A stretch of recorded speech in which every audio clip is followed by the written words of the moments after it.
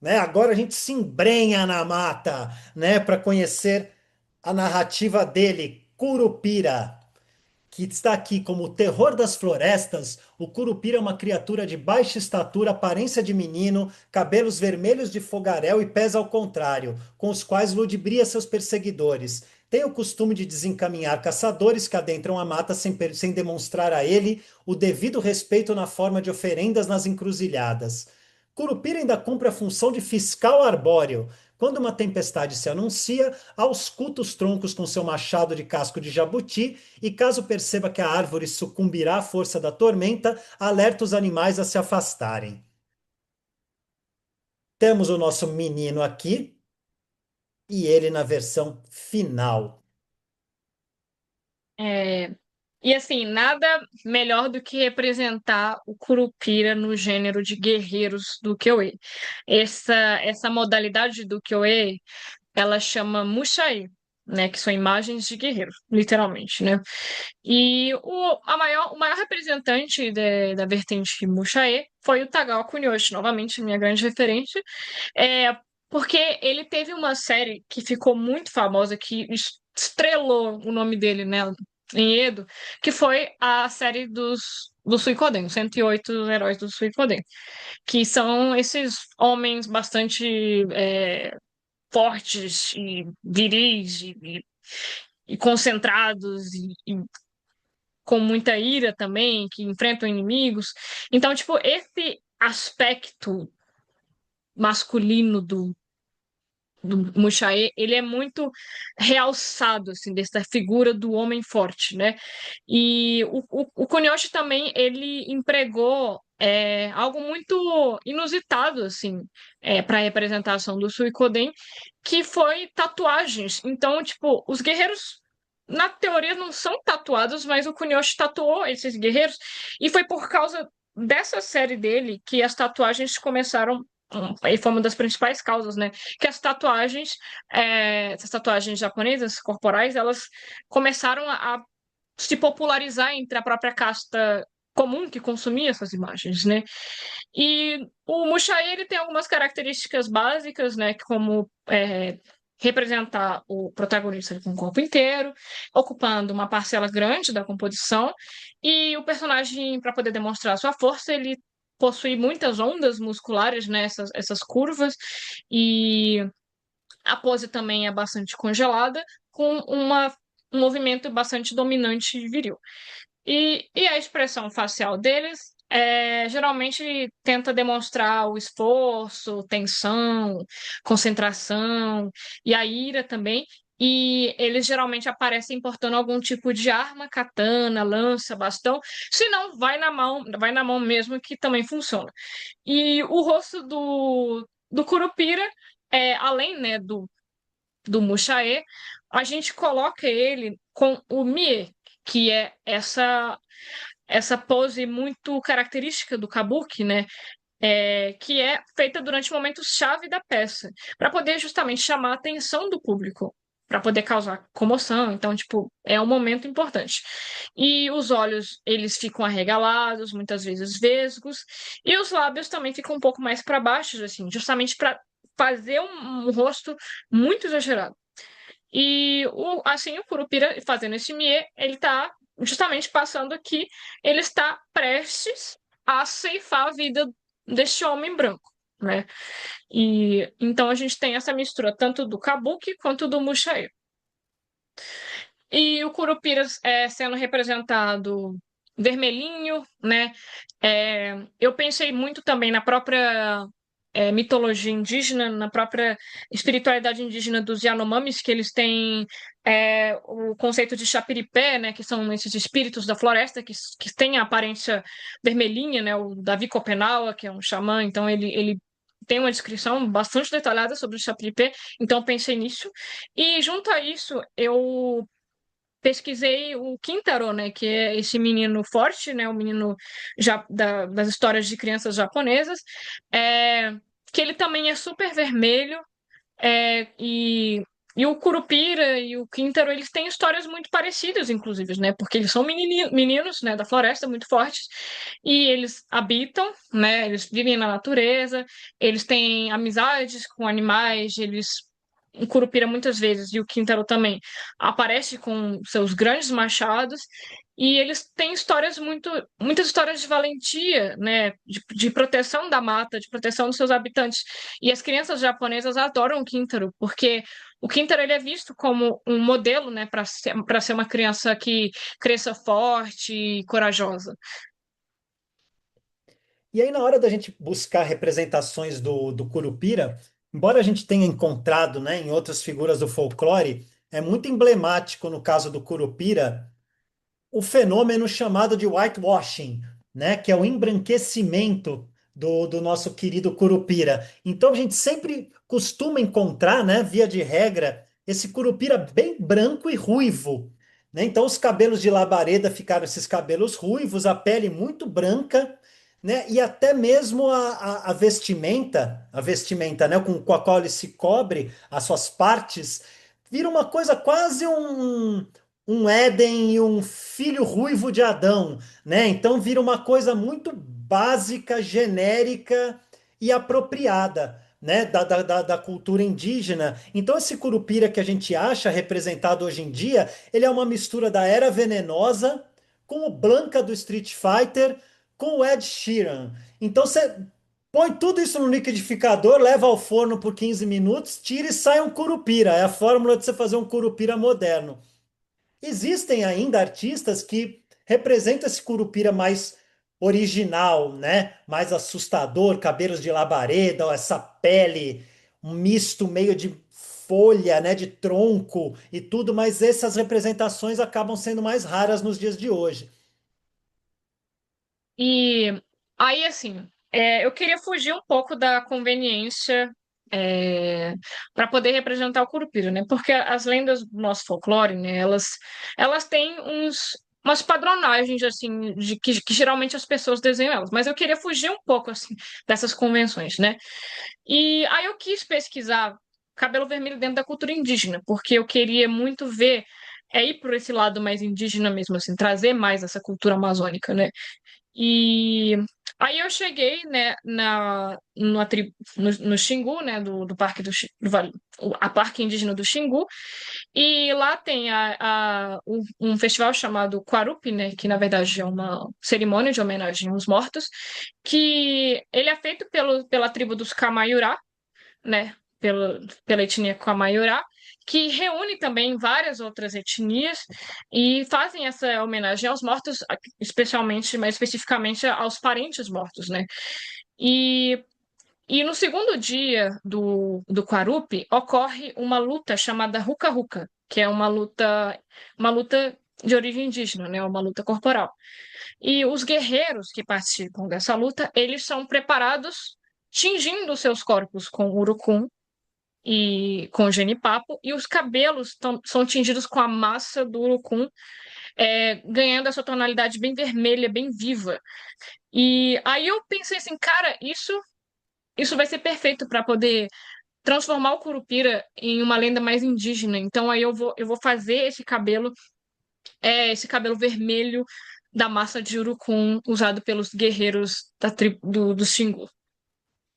É, e aí aconteceu uma coisa quando a Nina mandou as fotos, porque eu estava aí olhando as fotos para preparar a apresentação, aí eu olhei este detalhe ali na foto da direita, né? Primeiro eu olhei essa garrafa de água, mas aí depois eu olhei mais e vi a cadeira, né? E eu fiquei pensando assim, pô, por que que esses índios não estão sentados no chão bebendo água de uma cuia, por exemplo? Porque eu lembrei das palavras do ano passado do sábio Luciano Huck, né? Luciano Huck, que é uma dos melhores brasileiros que tem, né? É um ser humano maravilhoso, assim, que ele foi para o Xingu no ano passado, inclusive acompanhado da Anitta, deve ter sido uma viagem única, né? Essa dupla no Xingu.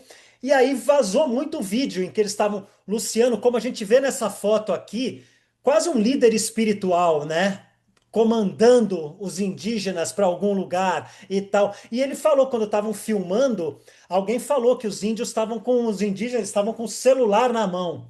Ao que Luciano Huck, muito preocupado, falou para eles assim: Ô, bora limpar a cultura de vocês aí, hein?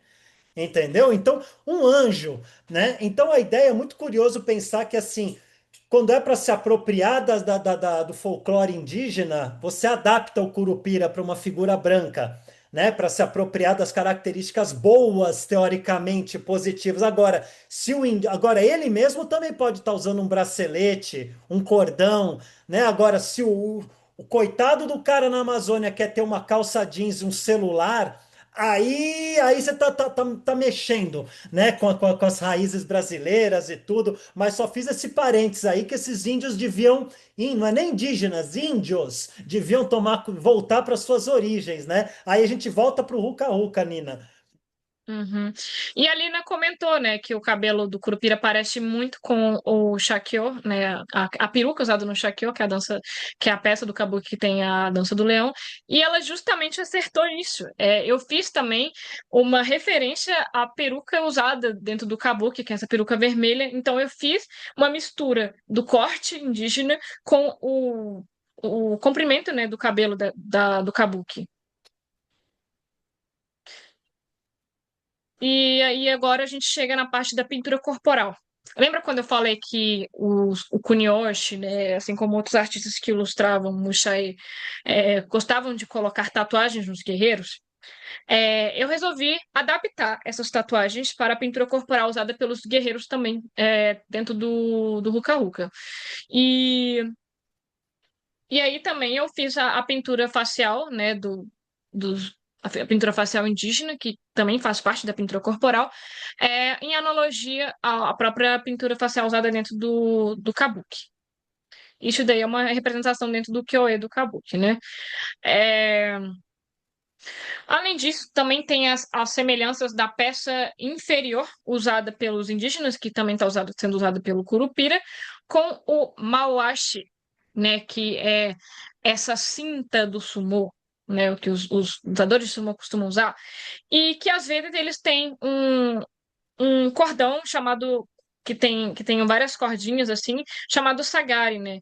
E aí, olhando para esse sagari no Mawashi, eu achei muito parecido, inclusive com a própria vestimenta assim dessas cordas penduradas, usadas pelos indígenas do Xingu. E o, o, o Curupira sendo também gordinho, então ele tem um corpo físico parecido com um corpo de um lutador de sumô. E tem essa semelhança, né, também da própria luta do Ruka Ruka com o Sumo, porque eles são duas lutas de derrubar o adversário, são lutas corporais. Então acho bem legal essa comparação imagética que o Diogo colocou aí. E quando a gente parte para a plumagem, né, tipo, a etnia Waorá, que faz parte lá também do Quarupi, ela é muito conhecida pela arte das plumagens. E aí a gente tem esse exemplo desse indígena usando a plumagem nos braceletes, né? E no caso do Curupira, eu fiz um formato mais estilizado, arredondado, para justamente lembrar os pompons Yuigesak, né? Que são esses acessórios usados pelos monges guerreiros das montanhas que nós chamamos carinhosamente de Yamabushi, né? Que reza a lenda que eles foram treinados por Tengus, tão habilidosos que eles são nas artes marciais. E para completar o look, o Curupira ele usa esse colar de dentes de homens brancos, né? Como aviso justamente para aqueles que desrespeitam a floresta. E para também finalizar, ele carrega na mão um machado, né? Que também é o machado do Quintaro, esse machado grande, feito do casco de jabuti, que é uma descrição que tem em algumas versões do Curupira que carrega machado. E agora a gente faz uma ponte interessante também com a cultura indígena, que é o seguinte: em muitos muxaê, nessas imagens de guerreiro, a gente tem disputas acontecendo entre personagens peludos e personagens lisinhos, né, da pele depilada. E no Kyoe, exibir pelos no corpo era indicativo de uma natureza vil, de uma pessoa má. Então, pensando assim, já que na cultura indígena geralmente não se tem pelos, então eu acho que é uma sacada muito boa colocar o homem branco extremamente peludo e versus um curupira bem depilado, justamente para poder aumentar essa diferença de natureza, né? O heroísmo contra a vilania. E quando a gente olha para o homem branco, né, o cara que está sendo quase morto pelo Curupira, ele está usando a camisa do Lumberjack, né? Essa camisa de estampa xadrez, que novamente é uma estampa recorrente dentro do Kyoei. E também ele usa uma bermuda jeans, porque ela é muito resistente, ela é boa para trabalho pesado. E ele também está usando uma motosserra, né? Que é uma ferramenta que causa o desmatamento. E, e assim cria um contraste com o machado, né? Porque o machado ele é feito com elementos primários de aproveitamento total da natureza, de simbiose com a floresta. Então a gente tem essa disputa assim em vários pontos, né? Tanto na tecnologia, na ferramenta, na, na vestimenta, também né, no corpo. Então eu quis colocar em vários aspectos, assim, essa disputa de naturezas, né? E aí, por fim, se vocês olharem, tem esse arco em meia-lua do Machado do Curupira. Ele também é de inspiração do Kyoe. O Kyoe raramente salvo alguns gêneros, raramente você encontra uma imagem 100% estática, né? Sempre tem algum elemento de movimento fugaz acontecendo. Então aqui no caso é esse arco que o Curupira faz com o machado. A vegetação optou-se por colocar umas samambaias ali. Essas samambaias, elas estão como um pano de fundo, né, da floresta amazônica. Então é aquele dossel fechado, aquela mata fechada. E aí com inspiração nesses grandes troncos de árvore dos artistas japoneses, se a Nina desenhou esse grande pau-brasil, essa árvore secular, né, inscrita com o logotipo da editora. E aí o logotipo, ele tá inscrito no tronco, né? Naquele estilo dos casais que escrevem, né? Fazem o coração e põem as iniciais. Aqui pode tanto se tratar de um casal como de alguém apaixonado por si mesmo, né? E aí, por fim, na moldura do título do Curupira, a gente tem três elementos que o Curupira adora e que são colocados como oferenda antes de entrar nas matas, né? Para o Curupira não amaldiçoar aquele que está adentrando os seus domínios. Então a gente tem aqui um marafo, um charuto e uma manga-espada, que Curupira também é filho de Deus e gosta de um docinho. E aí a gente encerra